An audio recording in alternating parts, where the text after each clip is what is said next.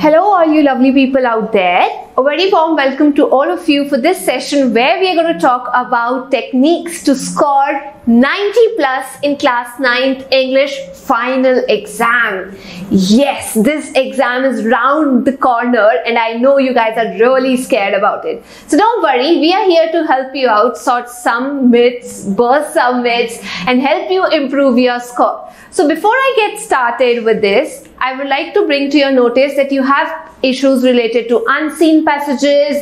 There also comes issue when you have to solve the writing section, grammar, literature. So let me tell you something about it.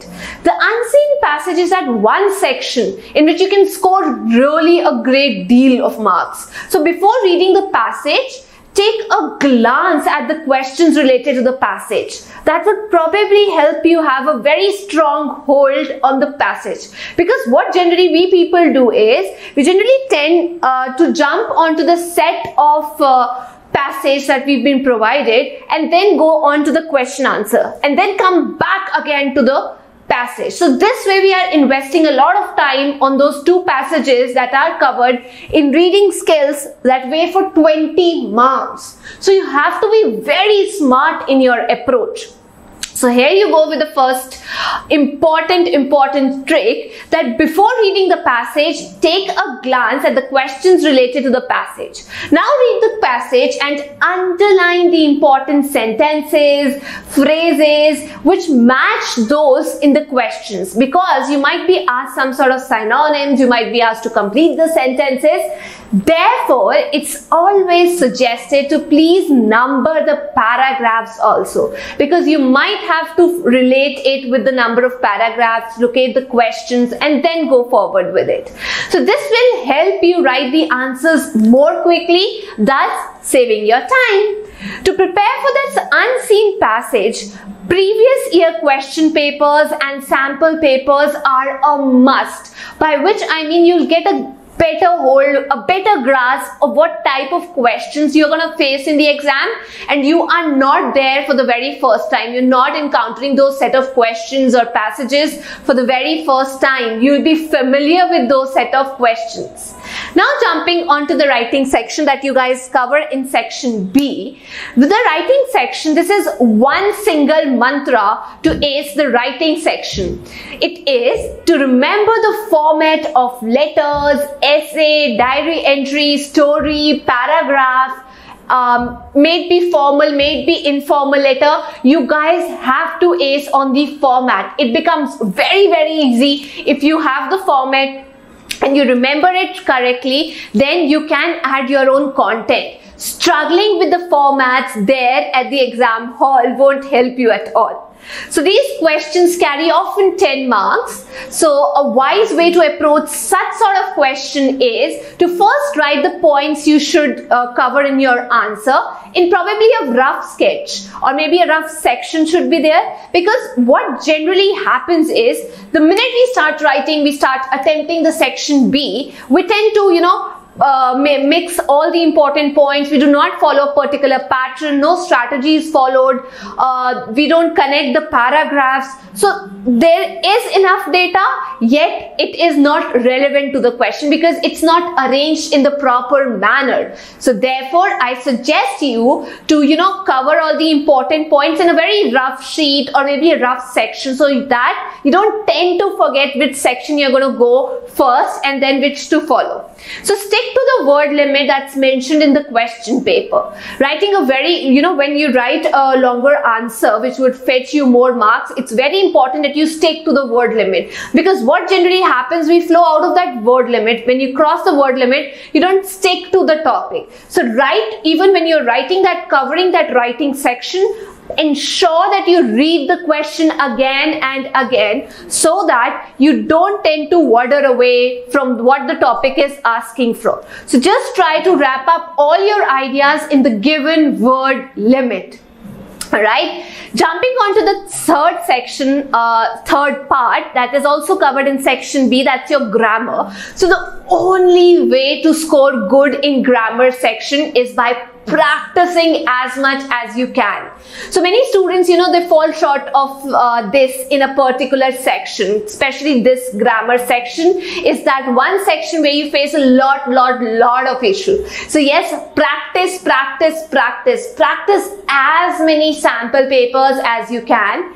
You can attempt, you know, chapter wise questions also. So I'll tell you what important topics you guys can probably cover which are there in your curriculum. This will help you focus on individual topic. If you go and practice the topic wise question, so it will help you focus on individual topics. For example, may it be tenses, may it be active passive voice, may it be sentence arrangement. So yes, and many other, you guys will have a better hold of it. The only mantra is just practice. Go on practicing. You learn from your own mistakes. Now coming on to the very last important part, that is literature. Literature is that most interesting part. Since you guys have 21 chapters, there are 10 poems in your syllabus this time. So that literature becomes the most interesting part of the whole question paper, because this section is that one particular section that you are most aware of. You've already gone through the contents. You know what is the answer. You've revised the chapters. You have had a thorough reading of the poems, the summaries you guys are aware of. So read all the chapters very carefully and study all explanatory notes, especially for the poems. You can be asked many type of literary devices. Yes guys, those literary devices of course come, have been asked a lot in the question paper. So you need to focus on the poem section when you talk about the literary devices. So if you find any poem or any story difficult to understand, then probably you can take help of your teacher or any of your friend, but make sure you understand each chapter, because it's not always that the questions are asked from the back of the chapter, but they tend to check your knowledge, your understanding, your skills is what is going to be checked here. So make sure you do not confuse the name of the chapters and also the author. That's a very important point. Now, coming on to the entire summary of what we've discussed, I would suggest you guys please write neat and precise answer. So this is the most important point that you guys have to keep in mind.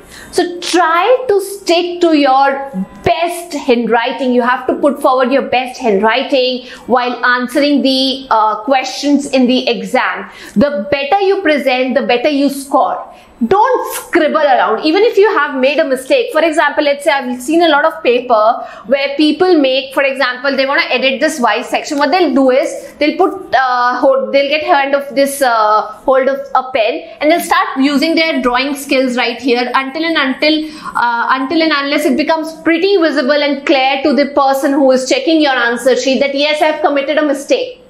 I've done a crime right here. So very smart move is, just in case you've committed an error, try not to show it off to the teacher. Just be very smart and smartly put a point across or maybe a line across so that it's not that visible. It's not that easy for the teacher to detect that yes, you've committed a blunder here, right? So also make sure that your answers are very precise, especially I told you when you're writing essays and when you're writing letters.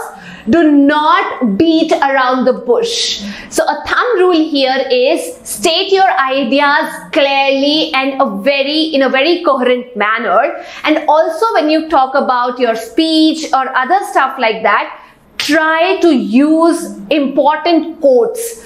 That way you're going to help improve your score.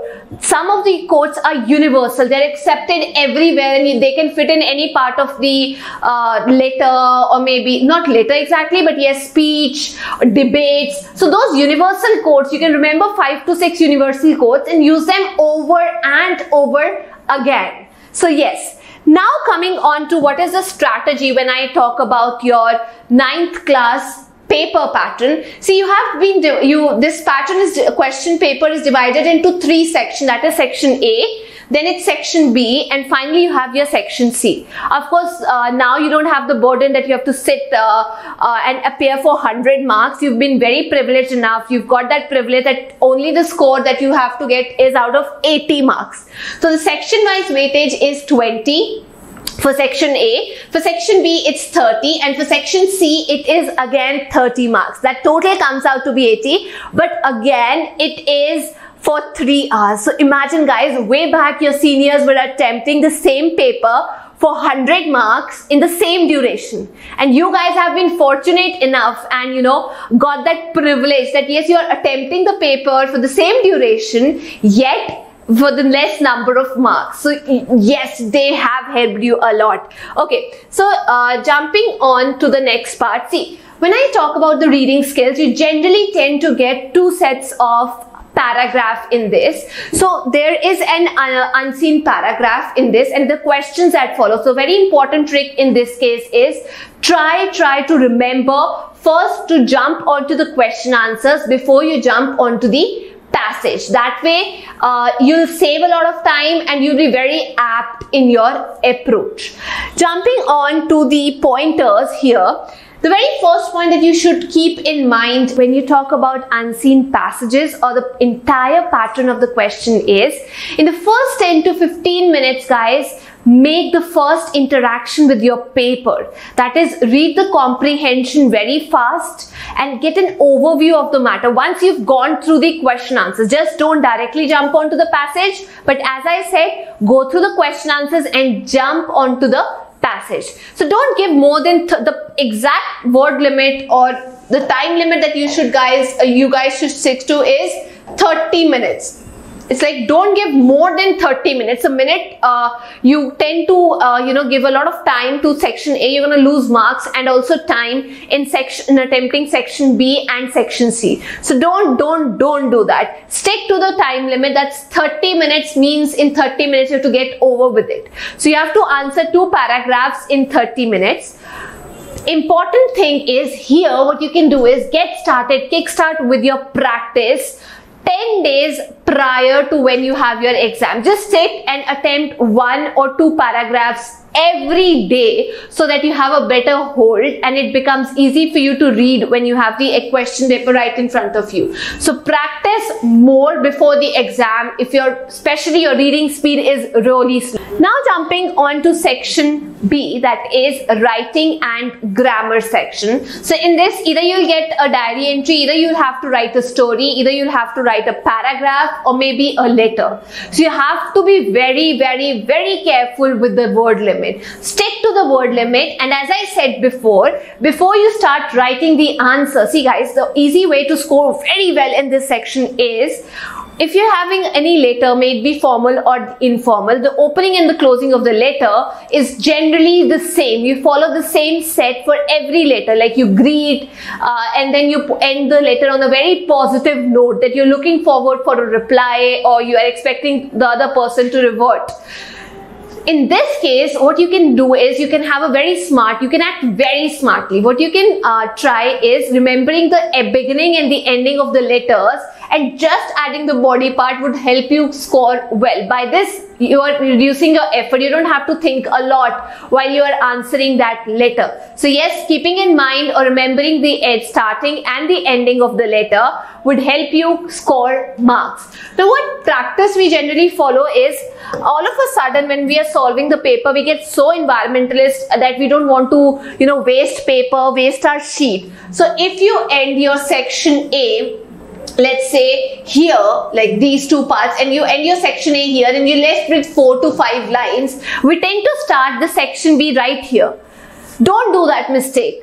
If you're left with only 4 to 5 lines, jump onto the next page and then start off with the heading that here you're going to attempt your section B, and then kickstart with which question you're attempting. Choose the question wisely. You've been given options to opt out of the out of the 2 questions. So choose your question wisely, the one you think you have a better hold on. Go in for that one and try not to use these lines that are left after you are done with section A.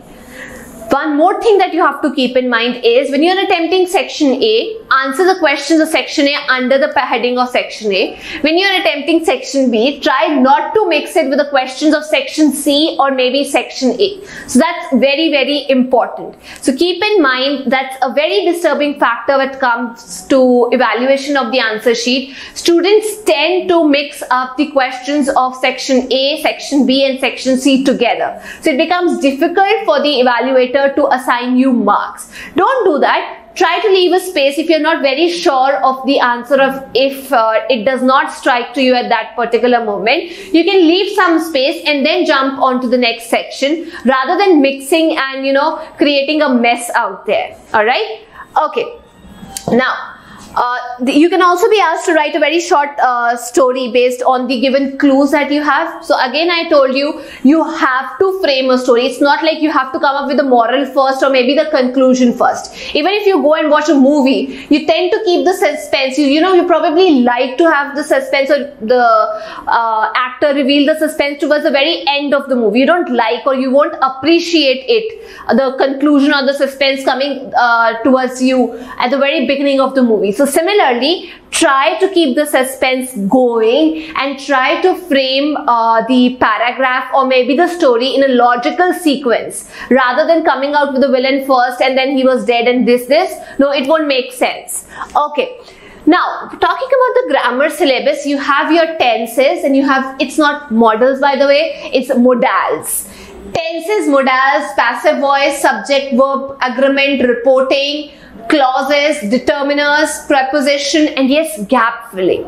The more you go in for the practice of editing and omission, the more hold you'll have over this content. It's the more practice you make, the more wise you get in this approach. There's no other formula or funda when it comes to editing and omission. And last is the sentence reorganization or rearrangement for that matter. So the more you practice, the more you get a better hold. And when it comes to sentence rearrangement, please understand that at times a sentence can have more than 2 rearrangements also. So don't get confused. Be very confident when you are answering, but make sure your sentence of course makes sense. Okay, coming on to the literature section, like I told you, 21 chapters, 10 poems, and you need to be very thorough with every chapter. If you're not clear with the summary, ask a senior teacher or maybe a friend to narrate you the story, but you should be very thorough because it's not only the back exercise question, but it's also the examiner is also going to check your skills of how well do you know the contents of the chapter. Like it's been a year that you guys have been going through the same set of chapters. So yes, by now you should be very thorough with the summary of each and every chapter and also the summary of the poems. Alright, so before we jump on to the discussion of these key points, guys, I have more important things to tell you. For example, while you're attempting your question paper, please, before you directly sit to attempt the question paper, try to go through the previous year question papers that your school exams or examiners have been setting. That is the key to success. Solve at least previous year question, 5 previous year question papers just like a mock exam, and try to answer as much as you can. English is all about checking your writing skills anyway. So this will help you not only revise the concepts that you've studied, but also in assessing the difficulty level and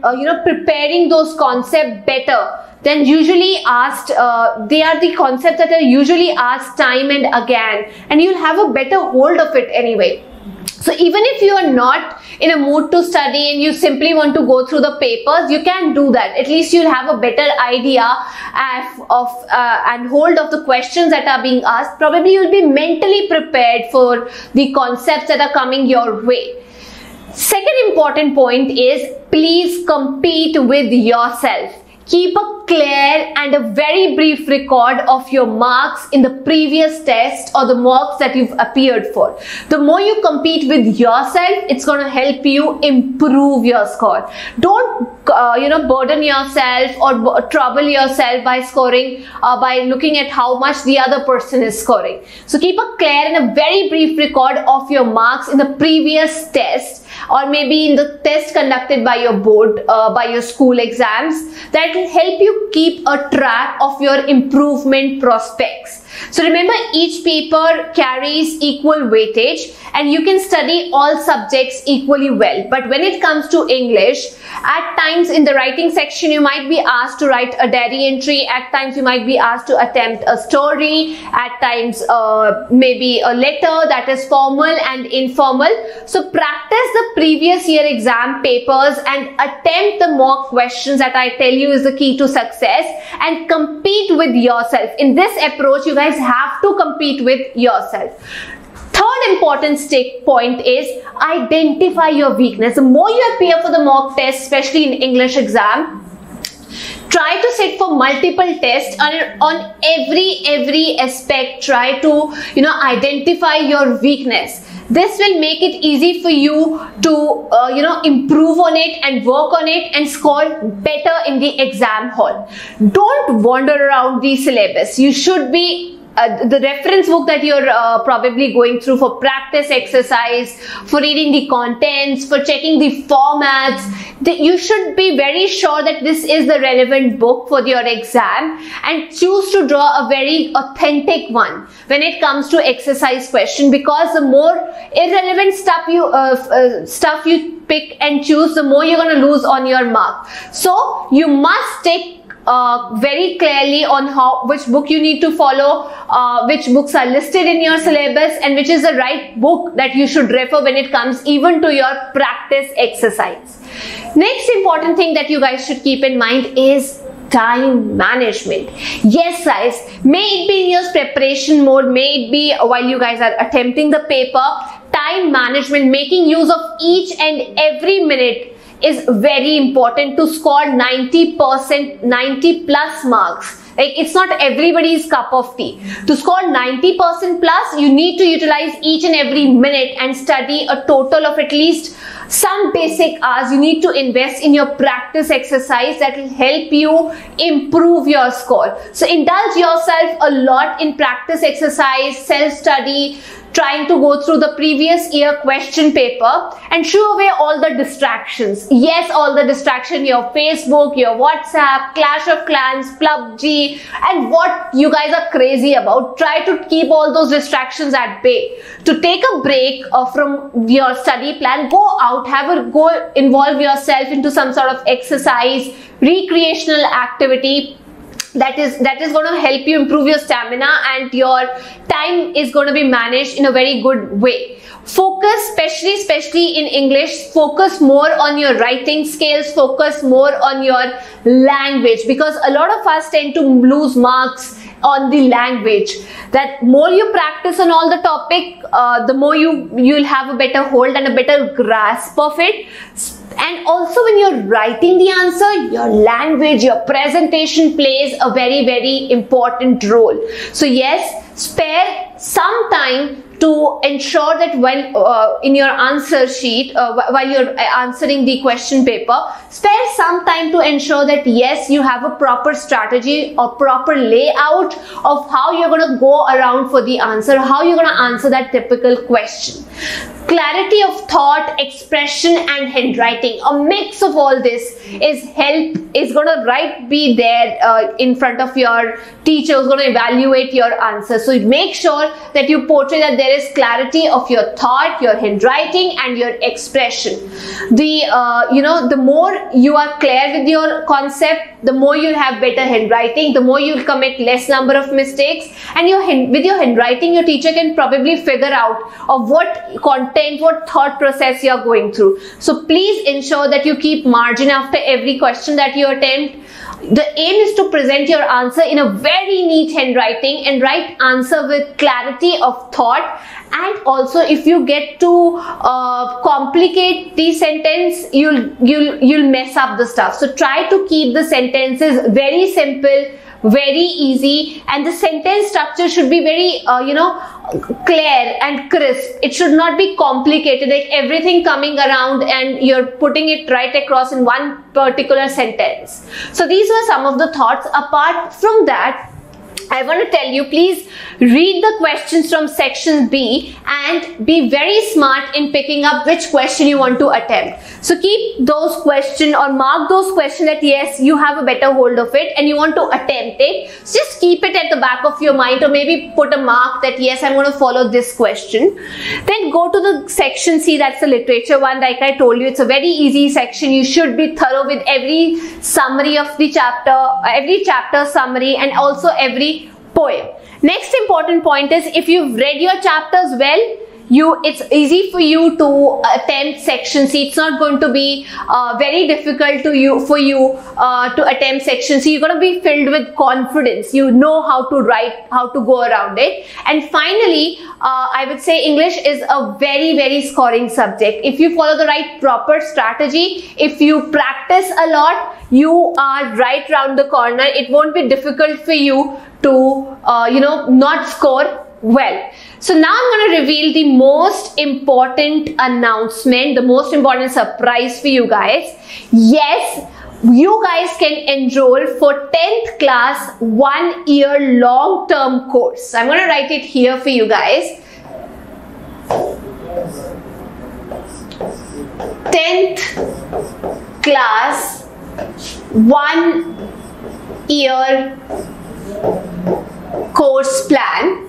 The price for this is rupees 48,000. But don't you worry. If you guys want to invest and be very smart in your move, we have a very good lightning offer. Just enroll right away and you will get this pack for only rupees 40,000. Gosh, you save a lot in this. So please guys, enroll yourself right away and take advantage of this lightning offer, for which you will be costing, this package will cost only rupees 40,000. Talking about the start of this program is going to start from 2nd of April 2019. It's going to be a 1 year long-term course. All right. So just join, enroll yourself, and I hope to see you in the upcoming classes. Thank you so much for joining today's session. Till we meet next, stay healthy, stay hydrated, and study hard. Bye-bye. Take care.